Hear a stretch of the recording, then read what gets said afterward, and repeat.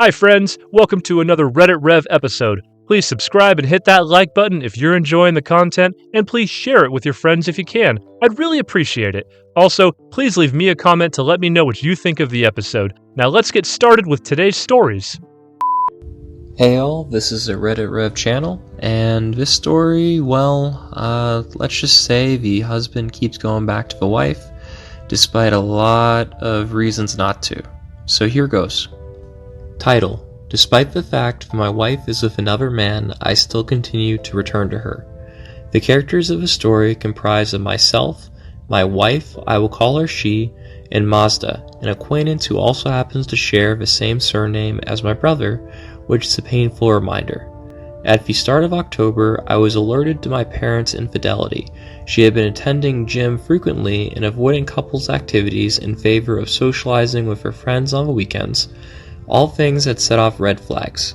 In order to track my wife's whereabouts, I utilized the Find My Phone app installed for anti-theft protection on her new device. The GPS showed me that she was at her supposed friend's house, so I rashly hit the alert function, thinking it would put a stop to any illicit activities. When I hurriedly drove there with car keys in hand and activated our car's beeper as an alert signal, sadly, she was already gone by then. Upon returning home, much to my surprise, she was found inside the bathroom feverishly deleting texts, presumably warning him of my impending arrival, since he must have known that I knew his address now too. My heart raced as I cautiously announced my presence through the bathroom door. Giddy yet scared, I demanded to know what was going on between her and Mazda. When she emerged from the restroom, all signs of guilt were evident. Denying any wrongdoing, she lied that she had just been at the gym.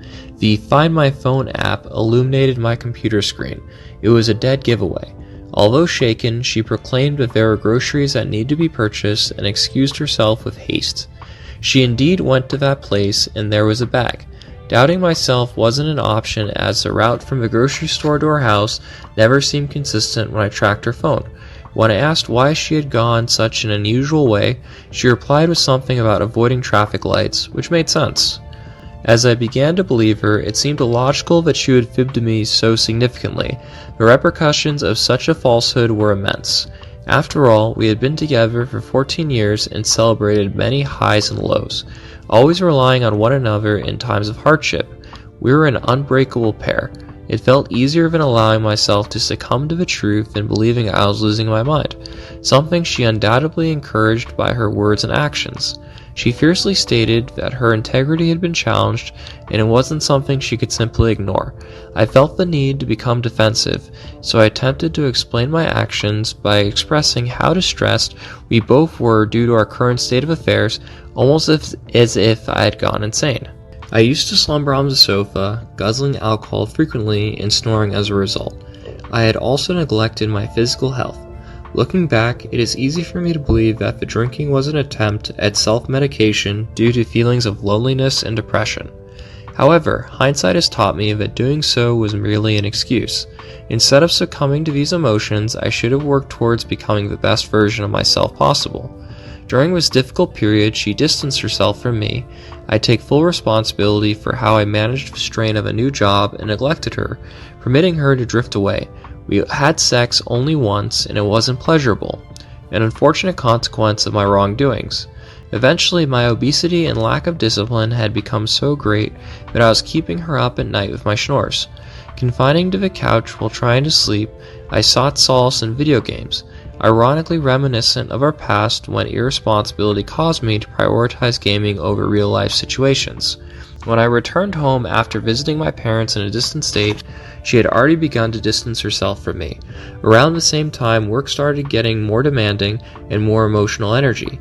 Although it is difficult for me to be honest with myself about what happened between us, I know that we made mistakes as far as our relationship was concerned that were inexcusable. If only we could have shared our feelings before things got too out of hand. While the blame ultimately lies on both sides, I feel especially guilty for not opening up sooner. After the day that many people refer to as Discovery Day, I went to bed feeling like a complete lunatic. It was clear that our issues were due entirely to me and my unwillingness to trust my wife, along with our recent emotional disconnection. I jolted awake in the night, my mind spinning with the phrase, "The truth will set you free." My heart raced as I rushed downstairs. To put my suspicions to rest, I grabbed a receipt of purchases she had made and compared it with an iPhone app that tracked her location. As expected, the data proved that while she was supposedly exercising at the gym on another side of town, far from where we were, she wasn't there at all. With no other option left, I yelled out for her, though deep down knowing full well that this entire episode was a deliberate attempt by her to feign sleep. "You lied! You lied to me!" I felt crushed as the reality of what happened sunk in. She descended the stairs and confessed that she liked him. Outrageous, I threatened to walk away from her, but then she declared her love for me and explained that it was purely a matter of sympathy with Mazda. She had simply brought some soup over because he was disadvantaged and needed help. My suspicions were aroused, so later on I confirmed her story by comparing it against evidence shown on his receipt. Not accurate. She asserted she acquired the item with cash and stored it in a bag for 5 cents, which she also purchased separately. Even today, this fabrication continues to plague her mind, providing comfort as if it was some sort of savior from an eternal void. It seems that lies have become her source of solace, no matter their outrageousness or improbability, illusions seemingly crafted by herself, thus leading towards self-deception. Later, in the comfort of our bed after crying together, she confessed that her original intention had been to bring soup. The untruth is still painful for me to recall. I believe if she had either lied more fluently or shared a partial truth with me instead, it would have been easier on us both. The upcoming weeks were excruciating. Nevertheless, I was determined to make up for my past mistakes by seeking her forgiveness and showering her with love. She opened up to me about the underlying factors contributing to her emotional connection with someone else, which helped me understand better. We did what we could to salvage our relationship and spent quality time together as much as possible. The following week, she had a conversation with her friend C and proclaimed that the relationship was done for good. She proudly mentioned how I only gave very minimal support when she told him it was over, as if that would make me feel better about being runner-up in her life. Like I should be content being second best all the time. My heart sunk to my stomach because I knew this to be true, but I never expected her to acknowledge it out loud. Bit by bit, the truth emerged like an iceberg from beneath a glassy sea. Despite her denials, we were sailing along just fine until I asked if she would hurt me again.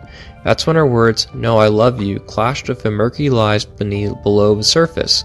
This is where it got bad. The lies continued. She checked her phone often and hid the number, or when my partner erased our conversations, I felt nothing short of grief. Yet even though something didn't feel right deep down inside me, I stayed quiet and put faith in her words because the thought of losing her was too unbearable to face.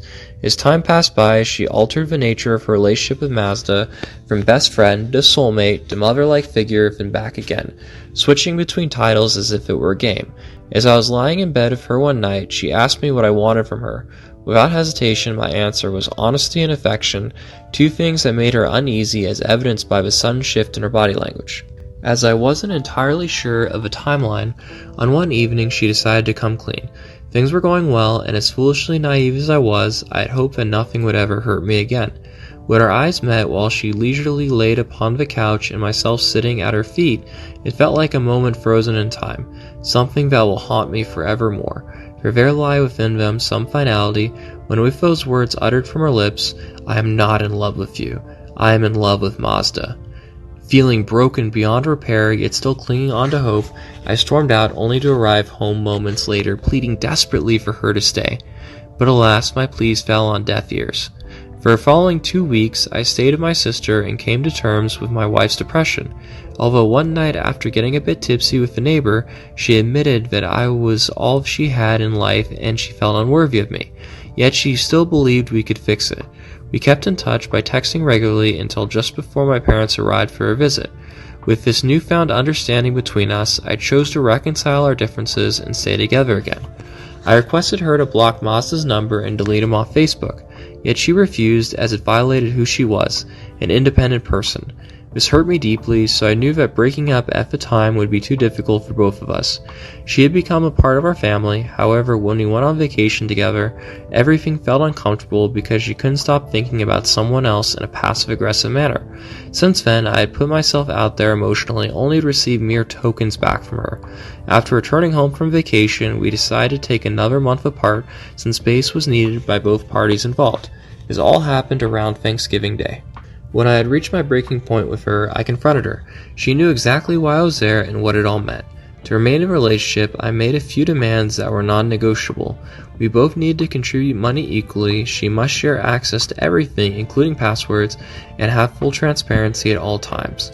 She expressed her regret and told me she had second thoughts. Although it wasn't enough, I was relieved when she made an effort to comply with some of my demands. To my surprise, she gave me the money that I asked for. Even though I thought we still shared a mutual love for one another, reality showed otherwise, evidently unable to satisfy the entirety of what I wanted from her. The following week yielded similar outcomes: sweet text messages, a false promise of reconciliation, and enough manipulation to retain my attention. Unfortunately, I had also fallen victim to the same fog as her, ignoring all the evidence that she would never change. By December, each boundary I placed was respected. I showered her with tenderness, yet we shared an awkward intimacy. As soon as it was over, she distanced herself from me. No cuddling or any post-coital conversation. Felt like a violation of sorts, and my gut told me that something wasn't right, despite her seemingly innocent demeanor. To get the courage to confirm my suspicions, I drowned myself in alcohol until her fight about quitting her job came up, at which point I asked whether she loved Mazda, and when she confirmed yes, there was simply nothing left for us but parting ways, so without further ado, I kicked her out of my house. Every time she sends me a message about love, I'm tempted to believe in it. Is there something off with my judgment? Update. As I read the replies to the initial post, it became evident that my wife had been using me for 3 months as an emergency plan to stir jealousy in him so she could get commitment. It was then that my friend told me they were together. When I investigated our phone bill, I was shocked to discover the flurry of texts between Mazda and her, despite the fact that she just sent me an email professing her love and respect for me. After I asked her to leave on the 22nd, she promised me that she would work on herself and avoid Mazda at all costs. Despite any reservations I may have had, this was enough for me to believe in her commitment to bettering herself, until I didn't moments later. My temper rising, I gathered up whatever remained of her possessions and hurled them into the yard. Then I sent a text to let her know what had happened. She arrived only 5 minutes later, wearing an oversized pair of his sweatpants, taking frequent pauses for breath between bouts of throwing things around. Soon after, her friend put in an appearance too, informing me that my actions were classy. She made me ask if perhaps now that she was offering lessons on etiquette. Despite there being items that wouldn't fit in her car, she stayed all night long, instead sitting inside texting Mazda as the hours ticked by. The following morning when I woke from slumber, it seemed that the U-Haul had been summoned to help cart away some final belongings. Fortunately, Mazda didn't appear on the scene, or else he'd be in the hospital and I would have been thrown behind bars. Our landlords who lived nearby witnessed my confrontation with dismay. However, upon reflection on their own relationship when she was betrayed, one began to cheer me on from within their home abode. Though embarrassed about the incident for days to come, it felt somewhat empowering knowing that someone believed in me. At the time, it felt quite liberating and therapeutic. I regrettably woke up with feelings of guilt as a consequence of letting her actions stir such emotion in me, for which I stupidly apologized. Her response left me even more infuriated. She simply remarked, "I'm not mad, I'm only heartbroken." This made very little sense to me, since all that was desired from my side was mutual animosity, so that I'd finally be emancipated from her constant manipulation attempts. It's like having putty for brains at this juncture. Despite my conflicted feelings, I remained smitten with her. But how do I learn to move on from her and wash away these troublesome emotions?